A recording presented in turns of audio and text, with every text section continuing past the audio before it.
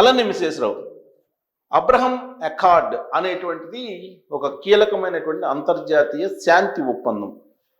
దీన్ని ఇప్పుడు పశ్చిమాసియా యుద్ధ చర్చల్లో భాగస్వామ్యం చేశారు అమెరికా అధ్యక్షుడు ట్రంప్.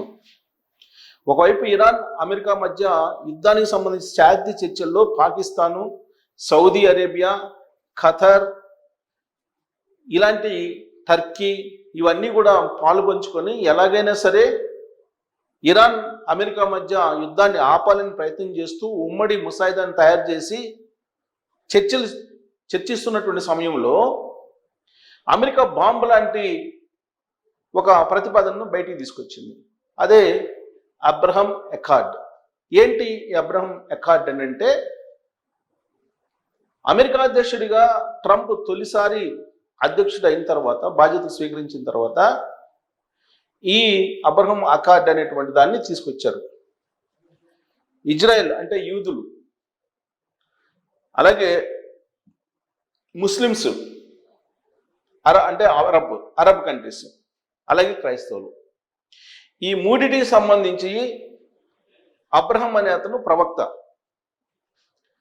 కాబట్టి ఈ మూడు, క్రైస్తవులు, అరబ్స్, యూదులు కామన్గా ఒక శాంతి ఒప్పందం ఉండాలి అనేటువంటి ఉద్దేశంతో అప్పట్లో ఇజ్రాయెల్కి, యుఏఈ, బెహ్రెన్ వీటి మధ్య శాంతి ఒప్పందం కుదిరిసి సంతకాలు కూడా చేశారు.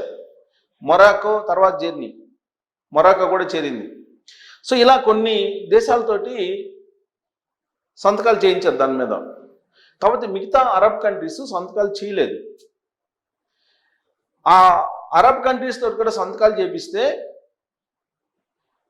ఇరాన్ని ఒంటరి చేయొచ్చు మిడిల్ ఈస్ట్లో అనేటువంటి ఒక ఆలోచన ట్రంప్కు ఉంది. అందుకే ఇప్పుడు దాని దిశగా అడుగులు పడుతూ ఉన్నాయి.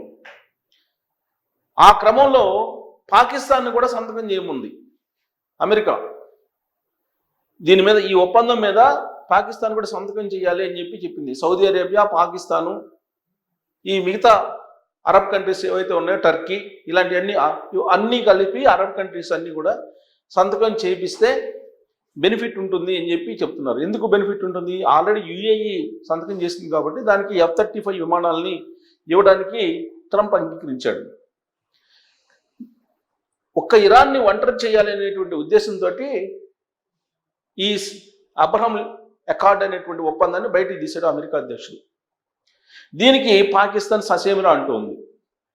అవసరమైతే అమెరికాకు వ్యతిరేకంగానైనా ఉంటాం కానీ బట్ ఈ ఒప్పందానికి ఒప్పుకునేది లేదు అని అంటున్నారు. దీంతో అమెరికాకి పాకిస్తాన్ షాక్ ఇచ్చిందా, లేదంటే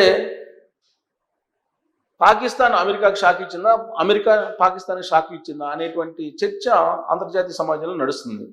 ఎందుకంటే గత కొంతకాలంగా చర్చలు పాకిస్తాన్ చుట్టూ తిరుగుతూ ఉన్నాయి ఇరాన్ అమెరికా మధ్య యుద్ధానికి సంబంధించి. దాంట్లో ఆర్మీ చీఫ్ మునీర్నే ఎక్కువగా ప్రస్తావిస్తున్నాడు అమెరికా అధ్యక్షుడు ట్రంప్. యాక్చువల్గా అక్కడ ప్రధాని ఉన్నారు షరీఫ్, కానీ మునీర్ తోటే మొత్తం నడిపిస్తున్నారు, ఆర్మీ చీఫ్ మునీర్ని. ఈ ఆర్మీ చీఫ్ మునీర్నే చర్చలకు పంపించారు ఇరాన్ దగ్గరికి. ఇస్లామాబాద్లో 2 సార్లు సిట్టింగ్లు వేశారు. తుది చర్చలో అని అంటూ సౌదీ అరేబియా, ఖతారు, టర్కీ ఇవన్నీ అన్ని దేశాలు కలిపి గల్ఫ్ దేశాలు, ఇరాన్ చుట్టూ ఉన్నటువంటి దేశాలన్నీ, ఆ దేశాలకు సంబంధించిన ప్రతినిధులు అందరూ కలిసి ఇరాన్ తోటి మాట్లాడడానికి వెళ్ళారు. ఆ సమయంలోనే ఇరాన్ మీద సైనిక చర్య దిగుతానని చెప్పి ట్రూత్ ఖాతాలో ట్రంప్ ట్వీట్లు చేయటం, ఇరాన్ మీద ఒత్తిడి తీసుకురావటం, ఇరాన్ని టెర్రరైజ్ చేయటం, ఇలాంటివన్నీ కూడా ట్రంప్ చేశారు. ఎన్ని చేసినా ఇరాన్ అమెరికా పెట్టినటువంటి కండిషన్స్కు ఒప్పుకోవట్లేదు ఇవాళకి కూడా. అందుకే ఇప్పుడు తాజాగా అమెరికా ఇరాన్ మీద వైమానిక దళ యుద్ధానికి స్టార్ట్ చేసింది. మళ్ళా అక్కడ ఉండేటువంటి ఓడరేవుల మీద, ఇరాన్లో ఉండేటువంటి ఓడరేవుల మీద దాడులు చేస్తూ ఉంది. ఇన్ఫ్రాస్ట్రక్చర్ మొత్తం కొలాప్స్ చేయాలి అనేటువంటి ఉద్దేశంతో పెద్ద ఎత్తున అక్కడ యుద్ధ విమానాలను మోహరించింది. యురేనియంని ఇస్తే ఓకే, యురేనియంని కనుక అప్పచెప్పకపోతే ఇరాన్ని స్మాష్ చేస్తామని చెప్పి అమెరికా వార్నింగ్ ఇస్తుంది. కానీ ఇరాన్ మాత్రం ససేమిరా అంటూ ఉంది. పైగా ఒప్పందం కుదిరింది, ఇరు దేశాల మధ్య యుద్ధం ఆగిపోతుందని చెప్పి నేషనల్ మీడియాలో, ఇంటర్నేషనల్ మీడియాలో వచ్చింది. వచ్చినటువంటి కొన్ని గంటల్లోనే అమెరికా యుద్ధ విమానాలు ఇరాన్ పైకి దూసుకు వెళ్ళాయి. అక్కడ బాంబులు వేసాయి, మిజైల్స్ వేస్తున్నారు. మరి అలాంటి సమయంలో ఇరాన్ అసలు ఎందుకు ఒప్పుకుంటాం, యుద్ధ విమానానికి ఎందుకు ఒప్పుకునే ప్రసక్తి లేదని చెప్పి ఇరాన్ చెప్తూ ఉంది. ఆంక్షలు ఎత్తేయాలి, యుద్ధ నష్టాన్ని పే చేయాలి, ఇలాంటివన్నీ చెప్తోంది. ఫస్ట్ అమెరికాకు సంబంధించినటువంటి యుద్ధ విమానాలని కర్గ్ నుంచి పంపించేసేయండి, ఇరాన్ ఓడరేవుల చుట్టూ అమెరికా యుద్ధ విమానాలు ఉన్నాయి, వాటిని పంపించేసేయండి, ఆ తర్వాత హార్ముజ్ జలసంధిని అంతర్జాతీయంగా ఓపెన్ చేసేస్తాము అని చెప్పి ఇరాన్ చెప్తోంది. అమెరికా ఏం చేస్తుంది, ఫస్ట్ హార్ముజ్ జలసంధిని ఓపెన్ చేయండి, ఆ తర్వాత యుద్ధ విమానాలని మేము వెనక్కి తీసుకుంటాం అని చెప్పి అమెరికా చెప్తుంది. ఈ నేపథ్యంలో చర్చలు జరుగుతున్నటువంటి క్రమంలోనే అమెరికా యుద్ధ విమానాలు ఇరాన్ క్లోజ్ చేసినటువంటి హార్ముజ్ జలసంధి చుట్టూ కొన్ని దాడులు చేసింది. ఎందుకు దాడులు చేశారు అని అంటే, సముద్రపు అడుగున సీ మైన్స్ పెట్టడానికి కొన్ని పడవలు ట్రై చేశాయి, అందుకే మా యుద్ధ విమానాలు వెళ్ళి వాటిని పేల్చేసాయని చెప్పి అమెరికా చెప్తుంది. అంటే అటు ఇరాను ఇటు అమెరికా పరస్పరం నమ్మేటువంటి పరిస్థితి లేదు. ఒకవేళ పూర్తి స్థాయి యుద్ధానికి వెళ్తే ఇరాన్ చుట్టుపక్కల ఉన్న గల్ఫ్ కంట్రీస్ అన్నీ ఇరాన్ మిజైల్స్కి, ఇరాన్ డ్రోన్స్కి గురవుతాయి, ధ్వంసం అవుతాయి. దుబాయ్ స్మాష్ అవుతుంది, అలాగే సౌదీ స్మాష్ అవుతుంది, మిగతా కంట్రీస్ అక్కడ ఉండే గల్ఫ్ కంట్రీస్ అన్నీ దెబ్బతింటాయి పూర్తి స్థాయి యుద్ధం జరిగితే. దాంతోపాటు ఇరాన్ అణుయుద్ధానికి కూడా దిగే అవకాశం ఉంది. అంతేకాదు ఎర్ర సముద్రం లోపల నుంచి వెళ్ళేటువంటి ఇంటర్నెట్ కేబుల్ని కూడా పేల్చేసే అవకాశం ఉంది. ఇది టోటల్గా మూడో ప్రపంచ యుద్ధానికి దారితీసే అవకాశం ఉంది. కాబట్టి ఎలాగైనా సరే యుద్ధాన్ని ఆపాలి అనేటువంటి ప్రయత్నం చేస్తున్నటువంటి అరబ్ దేశాలకి, గల్ఫ్లో ఉండేటువంటి అరబ్ దేశాలు ప్రయత్నం చేస్తూ ఉంటే, ఇదే సమయంలో ట్రంప్ అబ్రహం అకార్డ్ అనేటువంటి ఒప్పందాన్ని బయటికి తీశారు. దీంతో అరబ్ కంట్రీస్ అన్ని ఒకసారిగా షాక్ అయ్యాయి.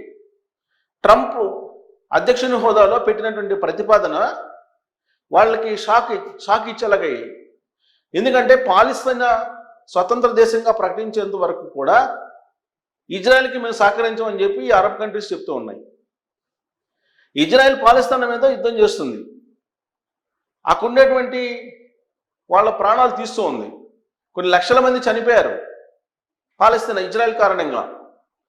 కానీ ఇప్పుడు ఇజ్రాయెల్ సపోర్ట్గా సంతకాలు చేయమని చెప్పి అబ్రహం అకార్డ్ ఒప్పందాన్ని బయటకు తీశాడు అమెరికా అధ్యక్షుడు ట్రంప్. దీంతో అరబ్ కంట్రీస్ అన్నీ ఒకసారిగా షాక్కు గురయ్యాయి. ఫలితంగా ఇరాన్ అమెరికా మధ్య యుద్ధం ఇప్పుడు ఆగిపోయేటువంటి పరిస్థితి లేదు అనేటువంటి సంకేతాలు అంతర్జాతీయంగా వినిపిస్తున్నాయి. ఇన్ కేసు ఈ యుద్ధం కొనసాగితే రాబోయేటువంటి రోజుల్లో నష్టపోయేటువంటి దేశాల్లో భారతదేశం కూడా ఉంటుంది. ఆ భారతదేశంలో పేద మధ్యతరగతి వర్గాలు భరించలేనటువంటి విధంగా ఆర్థికంగా చితికిపోయేటువంటి ప్రమాదం పొంచి ఉంది. కాబట్టి యుద్ధం ఆగిపోవాలని చెప్పి అందరం కోరుకుందాం. కాకపోతే ఆగిపోయేటువంటి పరిస్థితి లేదు.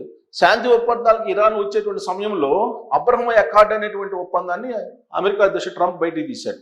దీంతో శాంతి చర్చలు అనేవి అర్ధాంతరంగా బ్రేక్ అయినటువంటి పరిస్థితి కనిపిస్తుంది. మరి ఈ ఒప్పందం యుద్ధాన్ని బ్రేక్ చేస్తుందా, కొనసాగిస్తుందా అనే దాని మీద మీరు కామెంట్ చేయొచ్చు. Thank you.